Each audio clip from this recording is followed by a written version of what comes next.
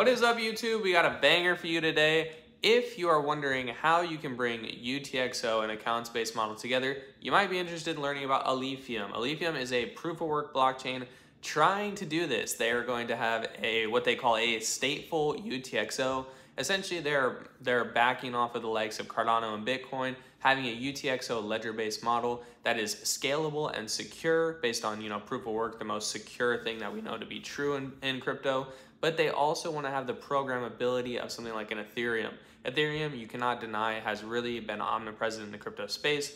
They have all the dApps, they have all the L2s, and every L2 has all the dApps and all the NFT projects, etc., etc., etc. Ethereum is ahead of the game on this. So Alephium is trying to combine the best of both worlds by having a UTXO ledger-based model, but they're also going to be sharding their blockchain. They currently have 16 shards, and each shard is connected by DAG, which is like some complex math thing. But essentially, Alephium is what you want to look at if you're interested in the combination of these two. Now, when I was looking at Alephium, there's a ton of new knowledge to kind of comprehend and break down. So I want to break down a few key things like sharding, DAG, and then like why they're going with proof of less work and all these things. So let's talk about this a little bit. What in the world is sharding? Sharding is essentially the concept of splitting the blockchain into many shards or pieces so that each section can focus on its like respected part. It aims to increase the computational power by reducing the load on each shard. Now, every shard doesn't have to verify everything on the blockchain, but they're doing what's called proof of less work, which we'll talk about later. That is verifying each shard is computing and verifying each block on their respected shards. Okay, so this is how the whole blockchain can work together via sharding and DAG. The other thing about sharding, it's something if you're familiar with Ethereum, is that sharding is really capable of increasing the transactions per second on a blockchain. So Alephium is currently saying that they do 400 transactions per second, but if they were to crank their blockchain all the way up due to their 16 shards running currently, they say that 10,000 transactions per second is totally viable. So sharding is essentially breaking the blockchain up and making the blockchain computation easier.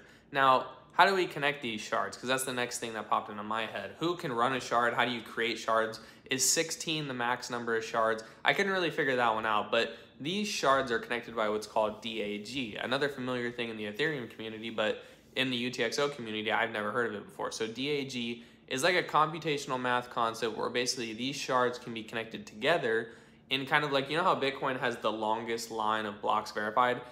DAG is essentially lining up blocks between the different shards on Alephium. And it's some concept of like nothing is like in a line, it's all like angles and stuff. It's really hard to understand for me, but DAG is essentially what is connecting the shards. Another cool thing about DAG is like it has the power to make the shards more secure. So if somebody wanted to take over a shard, they can't really take over one specific shard because of DAG connecting these shards together into a total comprehensive blockchain. They still need a 51% attack like Bitcoin and Cardano and the UTXO blockchains. Taking over a shard means you have to take over the DAG, which is connecting the shards and verifying everything runs correctly. So 51% attack is still the way for hackers to go, and it still makes this blockchain a lot more secure. So Alephium is a proof of work blockchain, but more importantly, it's a proof of less work blockchain. It's gone proof of work because it wants those security ideas that Bitcoin has. It wants the long-term, like the history that Bitcoin proof of work has had, and it wants those like security understanding. So they are proof of work, mineable via GPU and ASIC miners. They don't have restrictions. And block times are every about 60 seconds. It's 64 seconds, but every about a minute, there's gonna be a block to mine. Now, what's really interesting about the proof of less work model that they have is that, let's say all the miners every minute are trying to mine that one block and get the alpha reward. Whoever mines that block, whatever miner mines that block is called a prover. They have proven that that block is verifiably true and they mined it and they got the reward. Now, all of the other miners are now called what is called verifiers. They verify the proof that the first miner did. So proof of less work is essentially saying that we're gonna have one person mine it and then all the other miners are verifying that block. What this does is it says that one prover can show everyone else in the blockchain that a certain amount of computational power has been achieved. Verifiers can verify this without having to prove it themselves. This saves blockchain energy. And the miners are basically competing to solve a block the fastest to see who can be a prover and get the reward instead of a verifier. This proof of less work mechanism is really interesting actually, because I'd just be curious to see how much energy it saves. Alephium is very big on saving energy. They're very focused on that narrative. So I'd be curious to see how that works, and like what kind of scalability they can achieve with the sharding, with the proof of less work, and what kind of energy consumption for scale, and like a relation to like an Ethereum, energy versus scale. I would be curious to see how that pans out over time. One other thing you want to know about the proof of work on Alephium is that block rewards upon the Genesis block, I'm not 100% sure when the Genesis block was, but the first 4 years of mineable rewards start at 60 ALF per block, and they are linearly making their way down to 20 ALF per block. After those first 4 years, which we're not at the end of yet, from year 4 to year like 82, the block rewards will stay at 20 ALF per block. So really, they have a really good long tail mission to incentivize miners to stay around. Another thing about Alephium is they do a lot of burning of tokens. So while right now the token inflation is like not very good, it's not, we'll get into the tokenomics in a little bit, but the token inflation is not deflationary, even though they will be burning tokens. The token burn mechanisms that they have are really interesting if you're into token burning. So that's kind of like the core of what this blockchain is. It's proof of less work, it's mineable with GPUs or ASICs. It's kind of trying to hybridize a new level of layer 3 blockchain, like not layer 3, but like a third generation blockchain, much like Ergo is like a third generation UTXO, kind of going off Bitcoin and Cardano. Alephium is kind of trying to be like a third generation blockchain too, combining UTXO, combining accounts-based model, and trying to do something like totally different that we haven't seen before. Personally, I really want to see if Alephium can what the stateful UTXO is going to be like. I have a wallet, I'm using the blockchain. There's not a whole lot to do on it yet, honestly, but I think it's really cool that they're trying to combine both of these things to see if they can make UTXO more scalable and more programmable. If that works and if people really flock to it, I think that would be a really interesting case study to just watch and see what happens over the next bear market with it. Now that's all the cool stuff about what Alephium is and like the base core fundamentals of what you need to know if you're getting into the blockchain. Now let's talk about more of some of the fun stuff, the tokenomics, all right? Tokenomics, there are 1 billion ALF currently in circulation. 14% of this was pre-mined with the Genesis block, so you need to know that there was a little pre-mine, 14% of all tokens, and of that 14%, 8% is going to pre and public sales, 3% is for the community, and by community, I think they mean like marketing and stuff, and then 3% is for the team. The other 86% of all ALF ever to be released to the public is going to be through mining, so if you want to start mining now would not be a bad time. But other than that, the current price of Alephium, 30 cents is around 30 cents, and then the current supply of tokens is 42.5 million. Now that's only about 5% of the 1 billion total supply that will ever be out there. But of the current supply that is out, about 181 million, it's about 25% of that current supply.